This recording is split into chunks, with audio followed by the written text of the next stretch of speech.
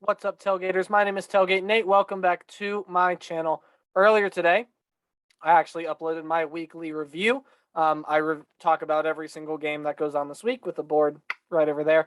It was late this week because, again, I was out visiting family and wasn't feeling the best. Still, I'm a little congested, so if you hear that, I apologize. But I am giving you my updated Week 5 top 25. And, guys, there was a lot of movement in this week. Again, I make my rankings before the AP poll comes out. And then I just compare my poll to the AP poll and see how similar they were. Hey, let's go ahead and get into my top 25. But before that, thank you guys so much for the support on the channel, for clicking on this video. If you would like, you can leave a like, hit the subscribe button as well. Comment down below, ring the bell, share, do all those things. It really helps me out, and it shows me that you want to continue to see my content. So without further ado, let's go ahead and get right into it. So as usual, going to give you my dropped out. So Iowa State, Wisconsin, North Carolina, and West Virginia all lost this week, and they have all dropped out of the poll. Iowa State has not looked like the team we thought they were going to be this year. Neither has Wisconsin or North Carolina up to this point. I feel like any of these teams can make their way back into the poll, but it just does not seem likely right now. Of course, West Virginia had their last week as kind of a team that I thought, hey, this is a good team. They deserve to be in the poll, and I was surprised when the AP coaches poll didn't have them on there. But there you go. First five out, you could throw so many teams on there, but my first five out are Texas, Boston College, Arizona State, Maryland, and Wake Forest. You could throw Kentucky up there as well. San Diego State, even a team that's still undefeated. Some other teams that you could throw there as well. So still a lot of great teams out there, a lot of teams that are unbeaten. And you actually see two of them here on this list. One of them is 25th ranked SMU. They're not rated in any of the polls this week, but I feel like they need a shot here on this poll because I've been really impressed with SMU this year. That game against TCU, could have lost that if TCU capitalized off their turnovers, but that's the thing, they didn't. So SMU comes out of the Iron Skillet battle with a win, a good win against a good TCU team, and I've been impressed with what SMU has put on the field this far. The farthest, or the biggest mover out of any one of my polls so far this year is this week, the Clemson Tigers. I dropped them all the way to 24. The AP poll has them at 25, and the USA Today poll has them at 19. This team is built on their defense, but they have no offense. And even on their defensive line, Brian Brzee is out now, as is Tyler Davis for quite some time. Brzee out for the season. Davis should be back this season, but when? Again, really don't know. For Clemson, they have to find that offensive movement. They are facing one of my first five out teams in Boston College. They're going to be favored heavily against Boston College, a team that does not have Phil Jurkovec, but watch out for that game because Boston College can win that one. Again, might be a game that I preview, who knows. But for Clemson, this team has to get it figured out. Likely done in the playoff conversation, as is the rest of the ACC, most likely. Again, unless an undefeated team like Wake Forest, Boston College, maybe even NC State can rise back up to the top. Or again, if chaos happens, you could have a two-loss ACC champion. But again, unlikely. So 2 losses now for Clemson. They are at 500. Hopefully they can get things turned around because this has been a really good program as of late. They just got to get work done on their offense. I'll tell you someone that does not need work on their offense, and that's Baylor. I was kind of about this Baylor team until I saw them play against Iowa State. And albeit I don't think it was their best performance against Iowa State, I feel like they could have played better. But alas, I had to put Baylor in my top 25, and I put them ahead of Clemson at number 23. I debated on, okay, what should I do with those two teams? Should Clemson be 20? Nope, I ended up going with Baylor because Baylor, their defense is playing solid, and their offense is top 10 in a lot of categories. Baylor has looked really, really good this year. And they get an interesting game this week with a team you're going to see later in the poll. 22 is NC State, of course, the team that just beat Clemson. Lost Clemson. There we go. Again, still congested. Sorry. I know my voice sounds horrible. Also, just I recorded that 50-minute long review I do every week. So that should be up and running. If you haven't seen that one already, again, go watch it. I already talked about it in the intro. But anyway, NC State here at 22. They deserve to be in the poll through all they've done. The talent they have on this team is plentiful on both sides of the ball. They have one of the best linebackers in the nation in Peyton Wilson. Zonovan Knight has looked like a machine this year, as has Devin Leary. Emezi's also looked like it. NC State is a team that could win the ACC this year, especially now that they've beat Clemson. This is the team that absolutely could win the ACC. We'll see what happens the rest of the way, but NC State is a good team. The rest of the ACC's got to watch out. Auburn is at 21, and even though they struggled against Georgia State, I didn't really want to move them, but I had to because, again, people above them dropped, and that's how polls work. If people above you drop, then you more likely than not move up unless someone passes you. And in my opinion, I can't really have NC State or Baylor or SMU pass Auburn quite yet. So I am putting Auburn here at number 21. This is a very interesting team, though, in Auburn. Again, struggled with Georgia State. Hopefully they don't struggle down the line because this team, a lot of potential, but a really hard schedule coming up. All right, moving on now to 20 through 16. Oklahoma State is up here at number 20. They were not rated last week, although I do believe they were one of my first 5 out in the poll now after that win against Kansas State. And the only reason I was reluctant to put Oklahoma State in the poll was because really hadn't seen Spencer Sanders perform yet. And we finally got that last week. 300 plus yards for Spencer Sanders. A great performance by him. And now I'm confident in saying Oklahoma State is a top 25 team because of the way that Spencer Sanders played that last game. Beating a Kansas State team that doesn't have Skylar Thompson at the quarterback position. Okay, didn't beat a full-strength Kansas State, but they were a top 25 team nonetheless. I didn't rank them last week because I didn't really think Kansas State was deserving of a top 25 spot yet. If they would be Oklahoma State, might have considered it. But again, other way around, Oklahoma State is now in the poll. UCLA barely hung on to their poll spot last week in my poll. And now moving up here to number 19 after a win against a good Stanford team. So again, Stanford, absolute thrashing of USC. Stanford's looked good, maybe except that game against Kansas State first week of the season. But for UCLA, very good win against Stanford. This team is still mega talented all across the field. But again, they lost to a really good Fresno State team that is there at number 17. We'll get to Michigan State, but Fresno State at 17, up 4 spots, struggled a little bit with UNLV, but found a way to get it done. Again, just a little bit of a lapse from that UCLA game, in my opinion. But Fresno State up here to number 17. Going back down here, Michigan State is at number 18. For me, Michigan State is a team that did not play as good as they can against Nebraska. They still got the win, but Nebraska kind of shot themselves in the foot a lot with penalties. And that Michigan State defense absolutely wrecked Adrian Martinez in that game. This Michigan State team, I feel like we're going to find out a lot about down the stretch because there are some interesting games still on the schedule for this team. Penn State and Ohio State, of course, last 2 weeks of the season. Believe they have a matchup against Michigan coming up here in a couple of weeks. That should be a fun one to watch. Michigan's, again, higher in the poll. We'll see them later. For Michigan State, though, I feel like this team still has a little bit more to prove. Very excited to watch Michigan State this year. Again, I did not think this team was going to be special at all in the preseason. They have proved me wrong thus far. An excellent job by Michigan State. I do think they can play better. We'll see how much better it gets for the Spartans. Again, just talked about Fresno State. Texas A&M at number 16 after losing to Arkansas. This team still is not ready for the big stage quite yet. And again, I was a person that not necessarily didn't like Texas A&M coming into this year, but I didn't have that high of expectations for them. And again, my gut told me Texas A&M was going to find a way to pull out that game.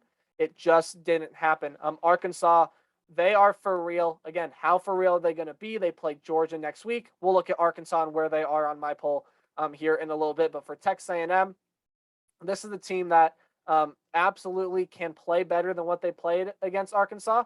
Again, with Calzada at quarterback, we'll kind of see, right? Again, no real timetable. Well, Haynes King should be back soon, relatively soon.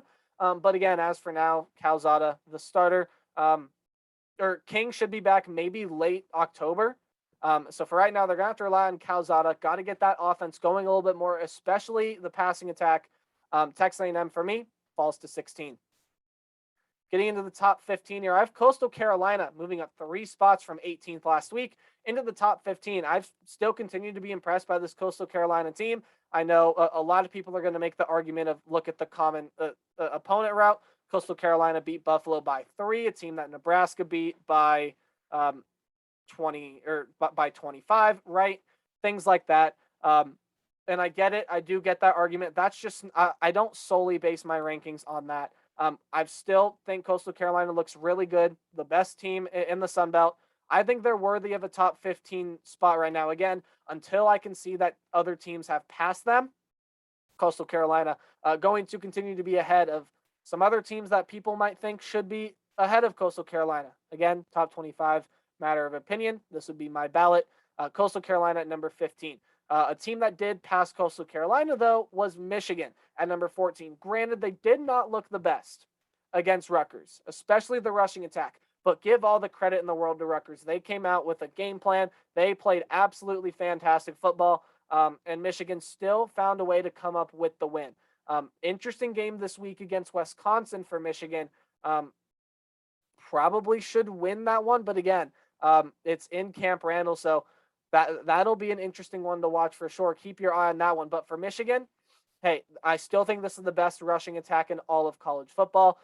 Definitely can contend in the Big Ten now that Ohio State is looking sluggish, although we'll talk about Ohio State in a minute. There's Penn State, there's Iowa. The Big Ten is more wide open than it usually is. And Michigan, big part of that. Don't sleep on this team. This team can be really good. They're at number 14. 13 for me is BYU. I think the Cougars are better than the team last year. And I think I've mentioned that before, but this BYU team, something feels different. Now, Jaron Hall did not play in the game this week. I forgot to mention that in my review. He did not play in the game this week. It was Romney that started at quarterback. But nonetheless, BYU was able to get the win, able to get it done.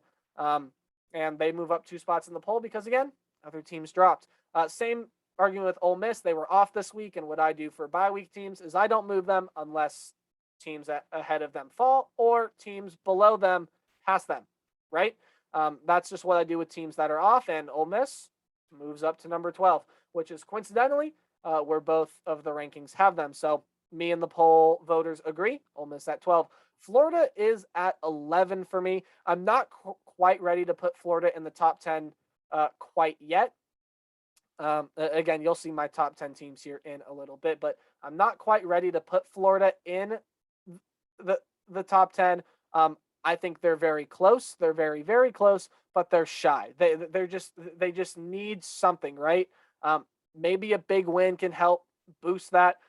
Got a game against, I believe, Kentucky. It's Kentucky this week, right? Kentucky undefeated, looking good. That should be an interesting game. Again, I'm not quite ready to put Florida in the top 10. I got to see a little bit more out of them, but still a very nice spot for Florida. At number 11, only loss being to Bama. Now getting into the top 10, I did not move Ohio State this week. They're at number 10.